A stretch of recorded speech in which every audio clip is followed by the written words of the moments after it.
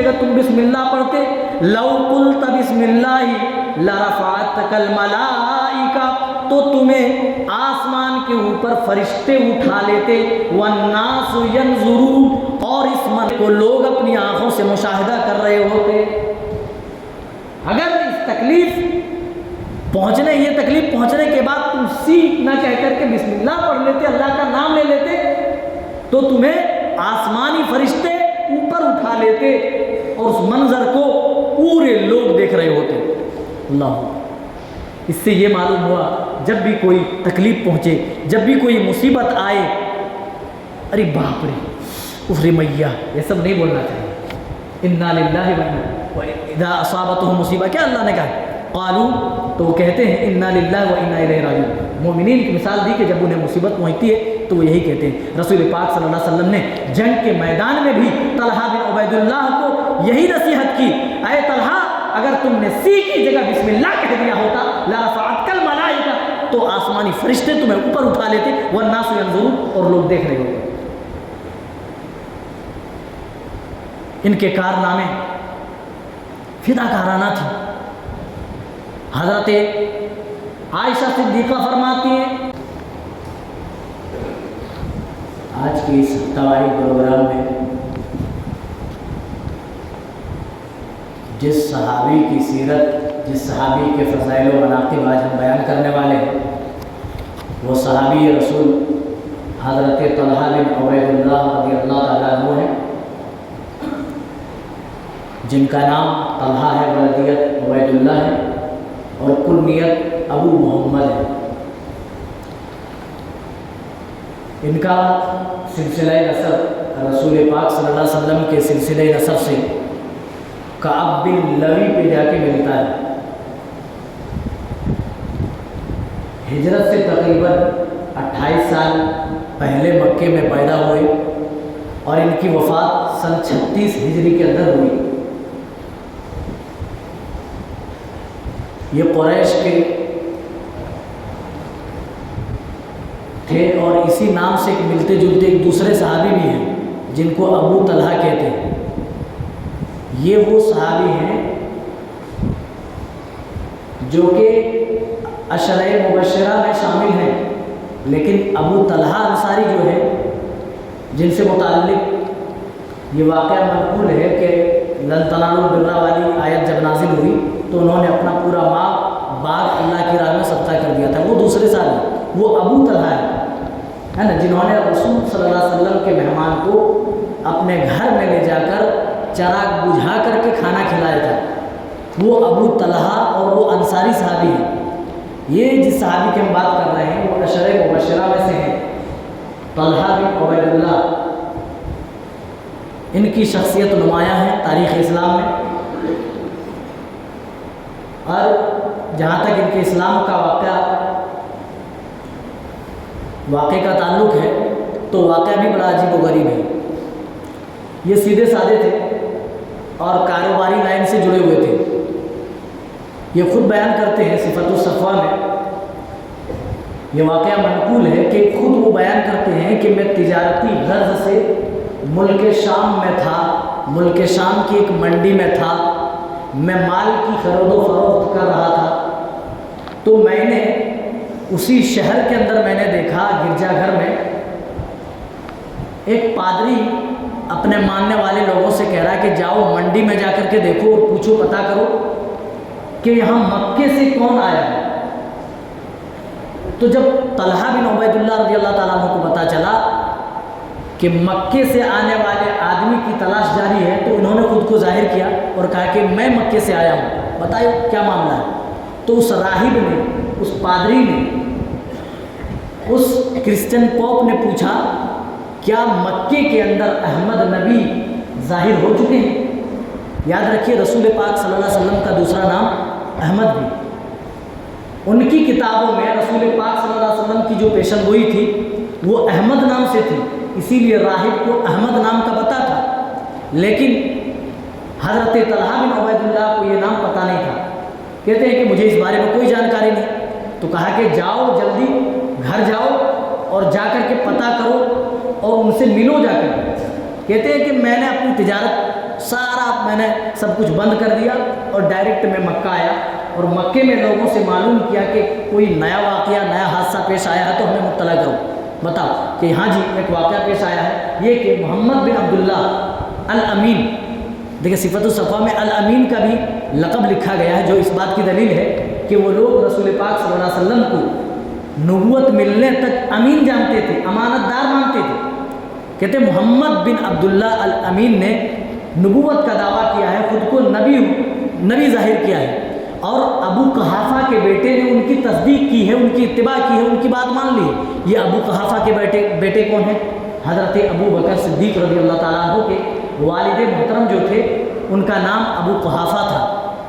تو ابو بکر رضی اللہ تعالیٰ عنہ کے پاس کہتے ہیں عبید اللہ رضی اللہ طلحہ بن عبید اللہ رضی اللہ عنہ کہ میں آیا اور میں نے پوچھا کہ تم نے سنا ہے کہ محمد کی تصدیق کی ہے؟ کہا ہاں جی میں نے تصدیق کی ہے۔ اور پھر حضرت ابو بکر صدیق رضی اللہ تعالیٰ عنہ نے طلحہ بن عبید اللہ رضی اللہ عنہ کے سامنے اسلام پیش کیا اور کہا جو دین محمد لے کر کے آئے ہیں وہ دین بڑا پیارا ہے، میں بھی تمہیں اس دین کی طرف دعوت دے رہا ہوں۔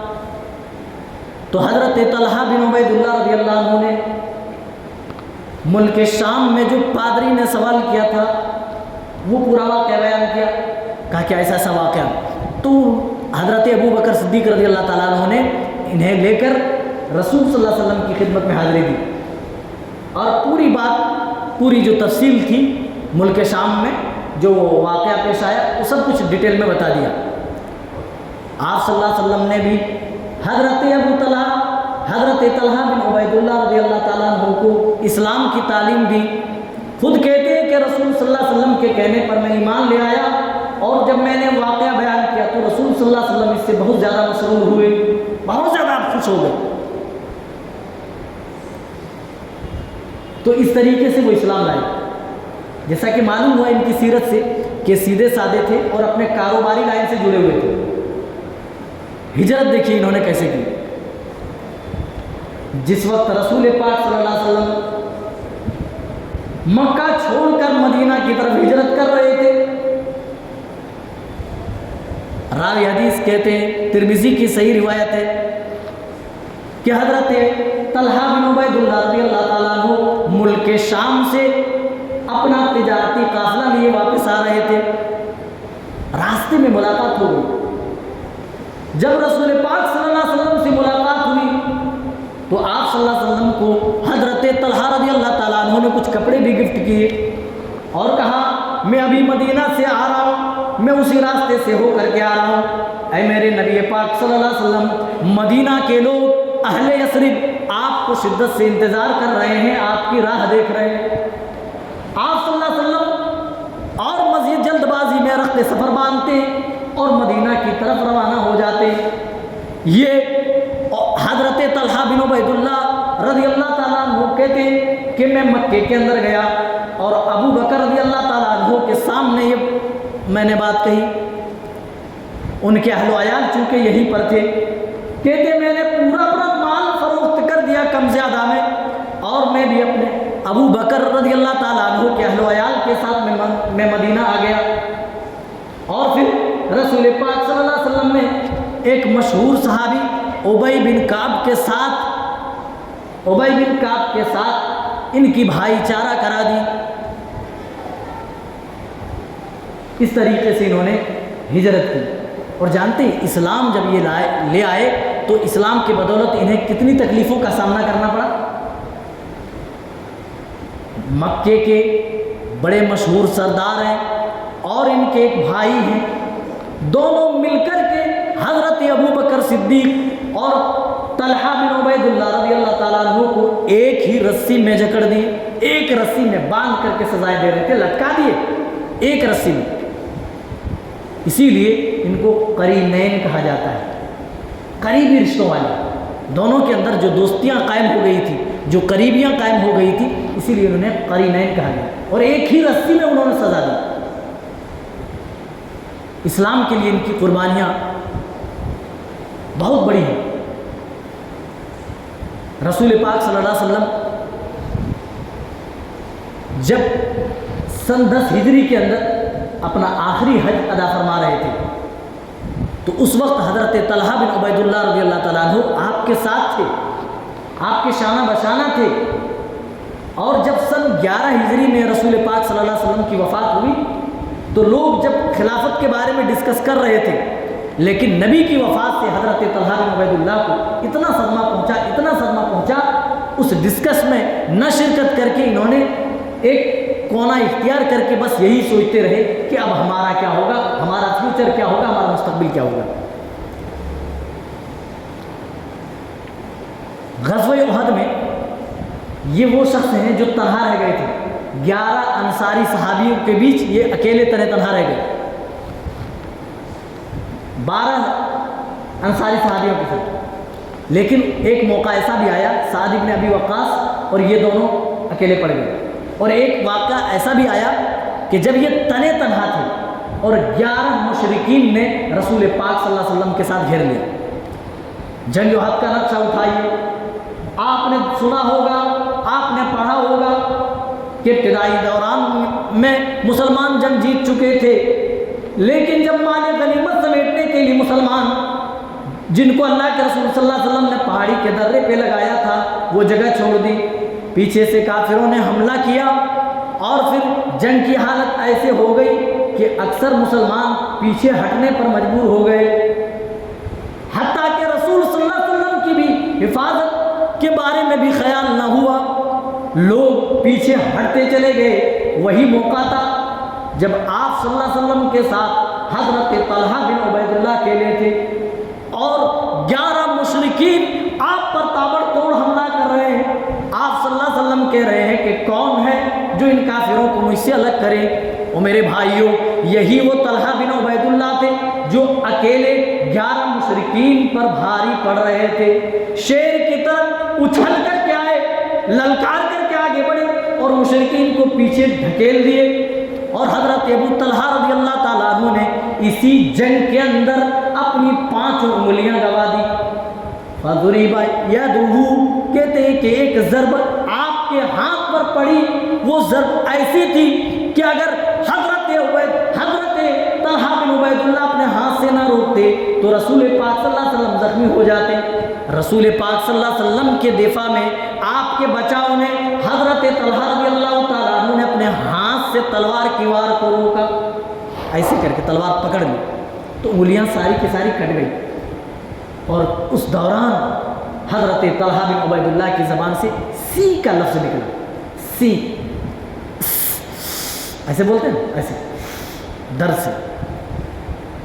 فقال رسول اللہ صلی اللہ علیہ وسلم، آپ صلی اللہ علیہ وسلم نے فرمایا، اے طلحہ بن عبید اللہ، اگر تم سی نہ کرتے اور اس کی جگہ تم بسم اللہ پڑھتے، لو قلت بسم اللہ لرفعتک الملائکہ، تو تمہیں آسمان کے اوپر فرشتے اٹھا لیتے، والناس ینظرون، اور اس مناظر کو لوگ اپنی آنکھوں سے مشاہدہ کر رہے ہوتے۔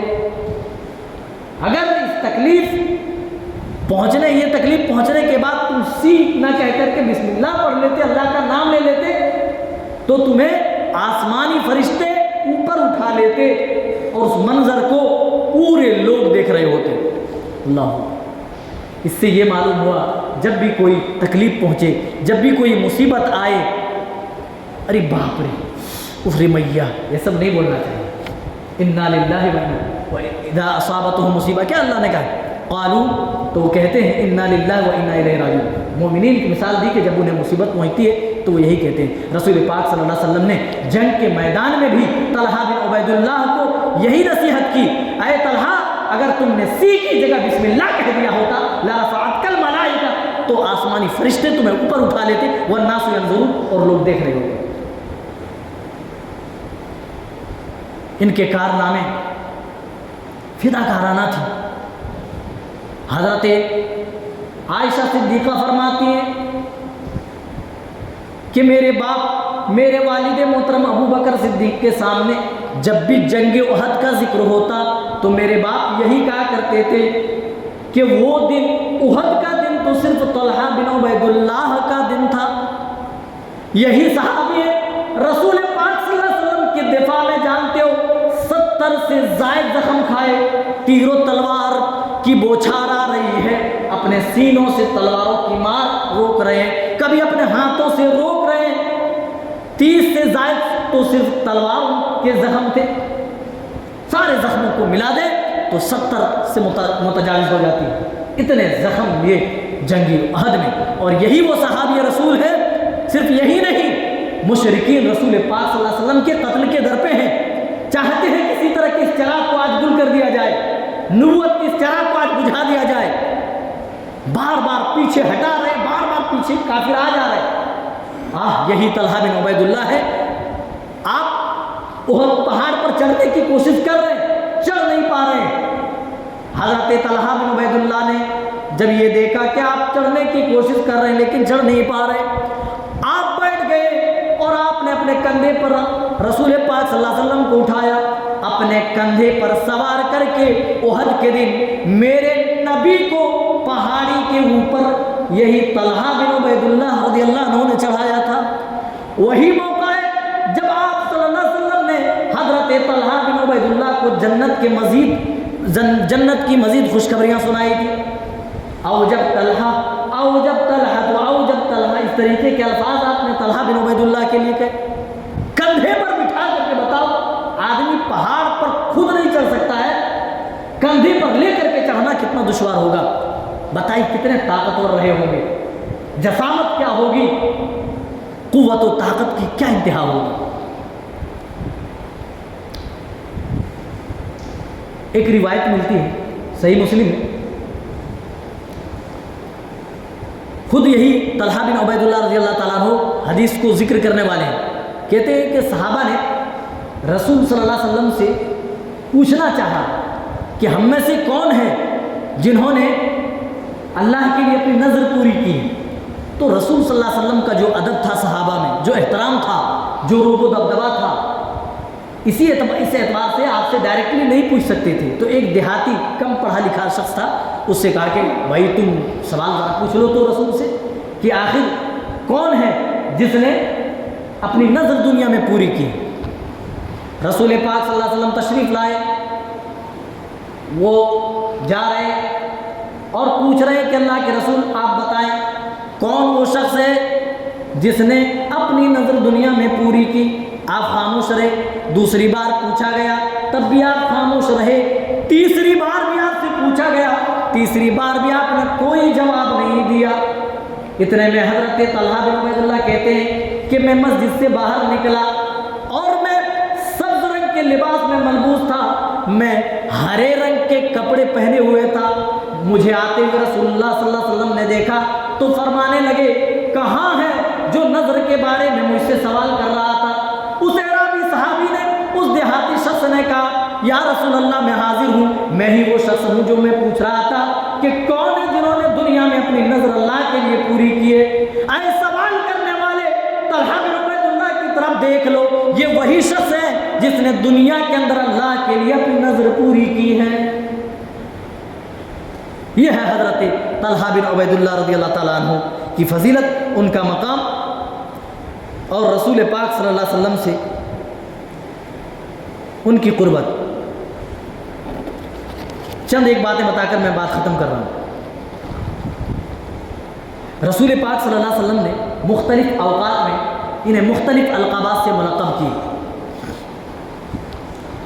جنگ احد کے موقع پر الخیر کے لقب سے آپ نے انہیں پکارا، خیر یعنی بہتر، سب سے بہتر۔ اور اسی طرح حضرت طلحہ بن عبید اللہ رضی اللہ تعالیٰ عنہ کو جنگ تبوک کے موقع پر فیاض کے نام پہ، فیاض نام سے آپ نے پکارا، جس کا مطلب ہوتا ہے اللہ کی راہ میں لٹانے والا، بہت زیادہ سخی۔ اور حنین کے موقع پر آپ نے الجواد کے لقب سے ملقب کیا، یعنی سخی سے بھی زیادہ سخاوت کرنے والا۔ ان کے اندر سخاوت اتنی تھی، اللہ اکبر، سخاوت۔ جنگ تبوک کا موقع ہے جب رسول اللہ صلی اللہ علیہ وسلم نے مال جمع کرنے کا حکم دیا تھا، ابو بکر سارا مال لے کر آ گئے تھے، عمر آدھا لے کر کے آ گئے تھے، حضرت عثمان رضی اللہ تعالیٰ عنہ نے بھی اپنے بے شمار مال اللہ کی راہ میں اس دن صدقہ کیے تھے۔ تو حضرت طلحہ بن عبید اللہ بھی تھے جنہوں نے گراں قدر مال اللہ کی راہ میں اس دن صدقہ کیے تھے۔ بڑا گرا قدر تھا. پھر کہتے ہیں کہ یہی جان نثاری دیکھ کر, یہی قربانی کا جذبہ دیکھ کر آپ صلی اللہ علیہ وسلم نے حضرت طلحہ بن عبید اللہ کو فیاض کے لقب سے ملقب کیا تھا, اللہ کی راہ میں لٹانے والے کے ملقب سے. یہ اتنے سخی تھے, ان کی بیوی خود بیان کرتی ہیں کہ ایک بار گھر میں داخل ہوئے تو بڑے اداس تھے. میں نے وجہ پوچھی آخر اتنے اداس کیوں ہیں, تو کہنے لگے ارے میرے پاس بہت زیادہ مال جمع ہو گیا ہے, تو اس میں حرج کیا ہے, اگر آپ کو زیادہ دقت ہے, زیادہ پریشانی سے ہو رہی ہے تو تھوڑا بہت مال آپ صدقہ کر دیں. ان کی بیوی خود بیان کرتی ہے کہ میں نے صرف اتنا کہا, کہتے کہ انہوں نے سارا کا سارا مال صدقہ کر دیا, سارا کا سارا مال اللہ کی راہ میں وقف کر دیا. جو خزانچی تھا, لکھنے والا محاسب ہوتا نا, حساب رکھنے والا خزانچی ہوتا نا, جس کے پاس خزانہ جمع ہوتا ہے, جو حساب و کتاب رکھتا ہے. ایک صحابی رسول کہتے ہیں کہ میں نے پوچھا طلحہ بن عبید اللہ نے کتنا مال اللہ کی راہ میں صدقہ کیا, تو کہتے ہیں کہ صرف وہ جو مال تھا جس کو میں نے نوٹ کیا ہے وہ 4000 درہموں پر مشتمل تھا. وہ دور 4000 درہم اس دور میں, اس دور کی بات کریں تو 4000 کروڑ سے بھی زیادہ ہوگا, 4 کروڑ سے تو زیادہ ہی ہوگا. تو اتنے سخی اور فیاض تھے. آخری بات, حضرت طلحہ بن عبید اللہ رضی اللہ تعالیٰ عنہ کو رسول صلی اللہ علیہ وسلم نے پہلے ہی پیشن گوئی کر دی تھی کہ حضرت طلحہ شہید ہوں گے.